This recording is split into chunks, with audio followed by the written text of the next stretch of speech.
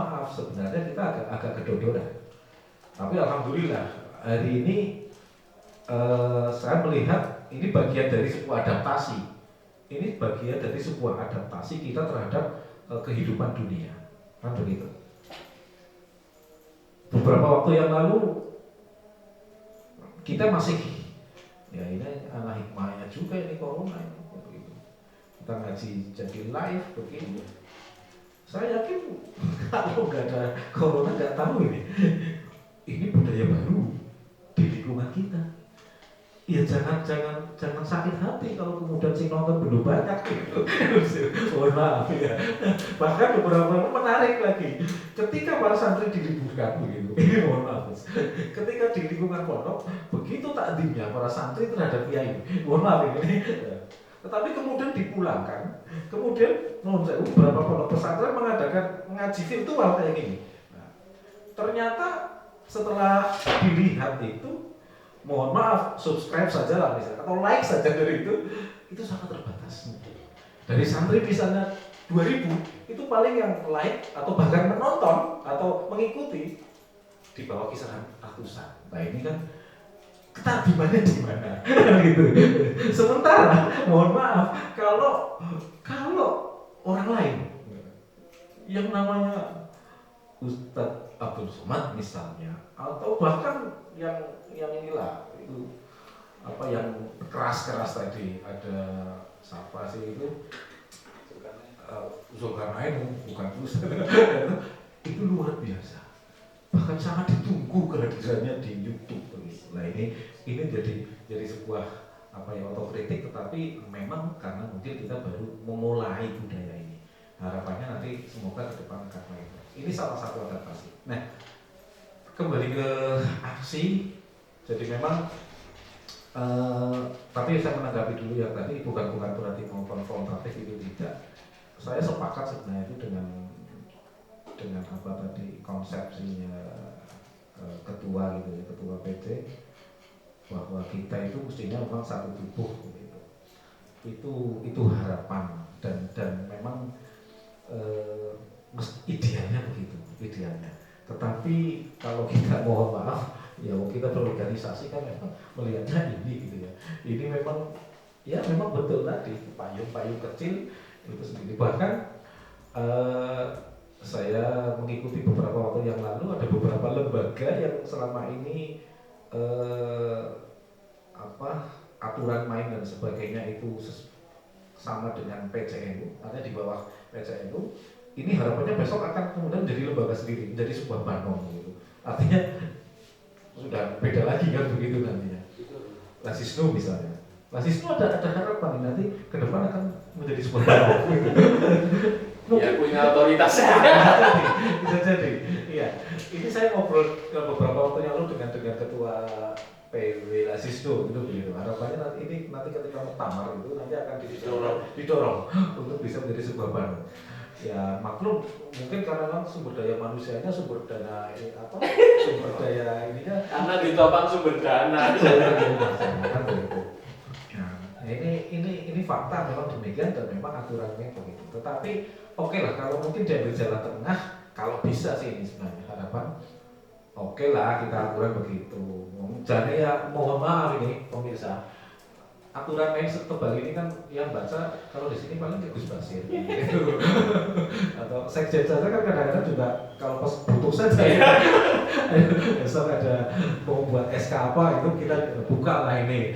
Ya mending lah ya daripada sama sekali kan gitu. Artinya bukan mengesampingkan aturan, tetapi kalau memang bisa kemudian didiskusikan, kemudian diambil jalan untuk sebuah tadi kokohnya bangunan itu mungkin saya kira bisa itu diperbincangkan di antara Banom, kemudian kalau lembaga sih otomatis itu sebenarnya. Tetapi mungkin lembaga-lembaga di luar sebenarnya bukan di luar ya, kalau kita misalnya lembaga yayasan pondok pesantren saya kira juga bisa dikomunikasikan.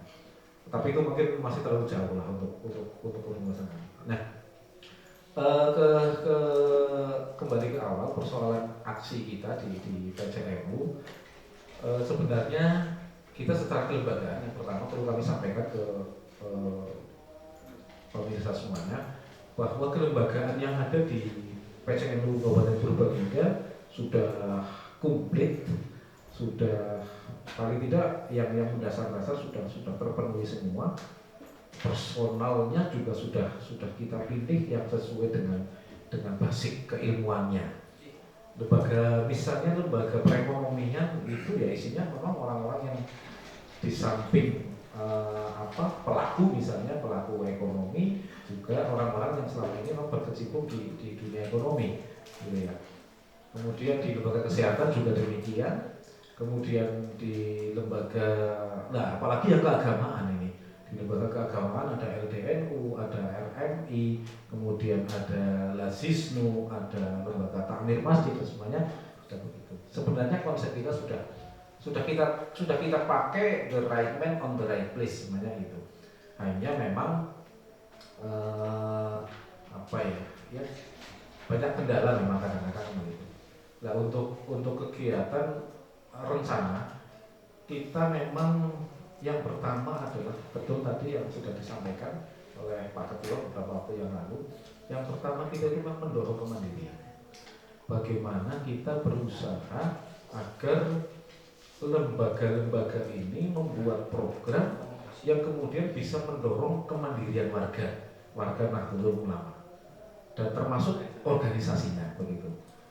Ini harapan yang sebenarnya sangat tinggi, cuma kadang tidak tertopang oleh pembiayaan kan gitu. Tetapi minimal kita sudah punya mimpi kemandirian.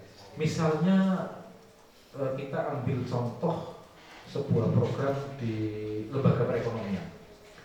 Kita kemarin sudah meluncurkan yang namanya Pay Aja, sebuah program aplikasi yang dimana itu sebuah usaha ekonomi yang secara umum itu meringankan warga dalam hal-hal memenuhi kebutuhan hidup, misalnya berkaitan dengan pulsa listrik, pulsa HP dan lain sebagainya. Itu di sisi lain juga memberikan reward keuntungan untuk lembaga.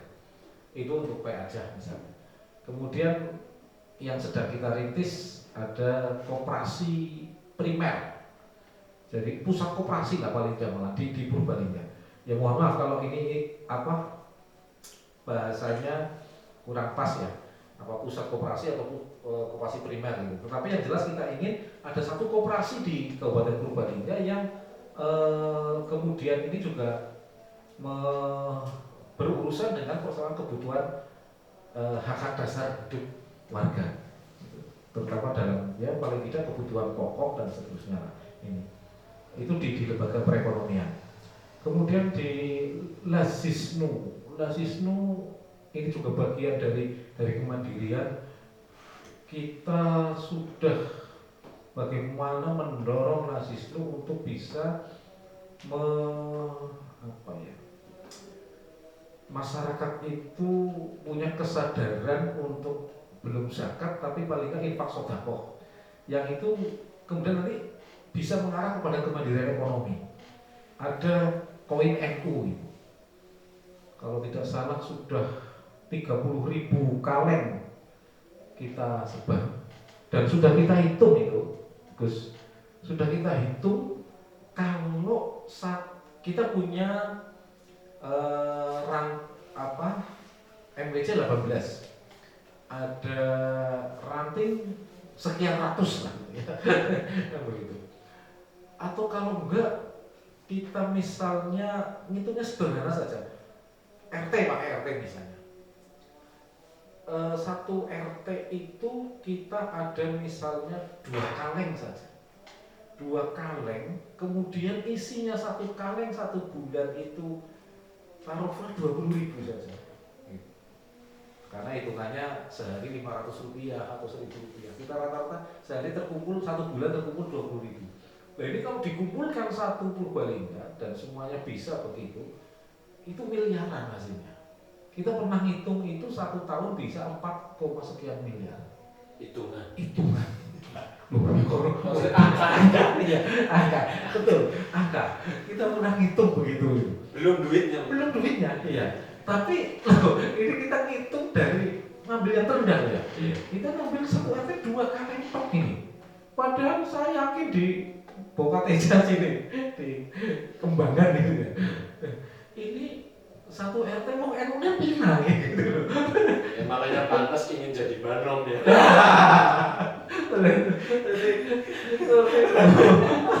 Ya, itu sih di luar ini kami. Coba satu RT ya, untuk daerah-daerah kita hampir semuanya lah di Purbalingga ini basis. Nah gitu. Nah sebenarnya itu ringan, tetapi kalau kemudian ini bisa terkoordinir dengan baik, memang sebenarnya luar biasa untuk sebuah kemandirian. Minimal organisasi dulu lah, kan begitu. Kalau ke masyarakat sih mungkin ya masih butuh proses. Nah kemudian yang berikutnya misalnya ini, ya mohon maaf jadi minggu kekuasaan kan kayak gitu. Kita kan memang kemarin kepinginnya itu berbicara berkaitan dengan kekuasaan gitu.